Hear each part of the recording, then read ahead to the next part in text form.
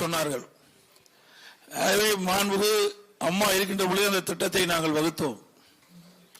அம்மா மறைவுக்கு பிறகு அந்த திட்டத்தை நிறைவேற்ற வேண்டும் என்ற அடிப்படையில் நடந்தாய் வாழி காவிரி என்ற ஒரு திட்டத்தை கொண்டு வந்து மேட்டூர் அணையிலிருந்து வெளியேறுகின்ற நீர் கடலில் போய் கலக்கின்ற வரை காவிரி ஆற்றின் இருகரை பகுதியில் இருக்கின்ற வெளியேறுகின்ற அசுத்த நீர் காவிரி நதியிலே கலகி மாசுபடுகிறது.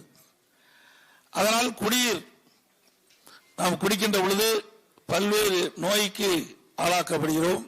அதோடு பயிர்களும் பல்வேறு நோய் தாக்கப்படுகிறது. இதையெல்லாம் கருத்திலே கொண்டுதான் அனைத்து இந்திய அண்ணா திராவிட முன்னேற்ற கழக அரசு இருக்கின்ற பொழுது பாரத பிரதமரை நான் நேரிலே சந்தித்து நடந்தாய் வாழி காவிரி திட்டத்தை நிறைவேற்றி கொடுக்க வேண்டும்.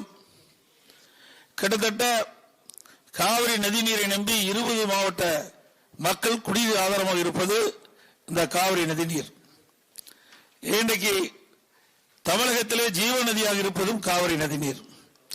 ஆகவே இந்த நதி நீர் மாசுபடையாமல் தடுப்பதற்கு உண்டான நடவடிக்கையை மேற்கொள்ள வேண்டும். அதற்குண்டான திட்ட அறிக்கையை தயாரிக்கப்பட்டு தங்களிடத்தில் வழங்க என்று நேரடியாக சென்று வழங்கினேன். அதிலே காவிரி மட்டுமல்ல, பவானிசாகர் அணையிலிருந்து வருகின்ற நீர், அந்த கரை ஓரத்தில் இருந்து நகரத்தில் வெளியின்ற கழிவு நீர், அதே போல நொய்யல், அமராவதி, இந்த நதியில் செல்கின்ற நீரெல்லாம் கரை ஓரத்தில் இருக்கின்ற நகரத்திலிருந்து வெளியேறுகின்ற நீர் நதியிலே கலந்து மாசுபடுகிறது. இதை கருத்தில் கொண்டு திட்ட அறிக்கை தயாரிக்கப்பட்டு நாங்கள் மத்திய அரசு கொடுத்தோம். அதில் இந்த கழிவு நீரை சுத்தகரித்து ஆற்றில் விடுவது, பியூரா நல்ல நீராக விடுவது, கடைசி பகுதியில் கடல்ல கலக்கும்போது கூட அந்த நதியை சுத்தமாக இருக்க வேண்டும். அதற்காக 12,500 ரூபாய் மத்திய அரசு கடந்த ஆண்டு நமக்கு ஒதுக்கீடு செய்யப்பட்டு முதல் கட்டமா 950 கோடி இந்த ஆண்டு கொடுத்திருக்கிறாங்க.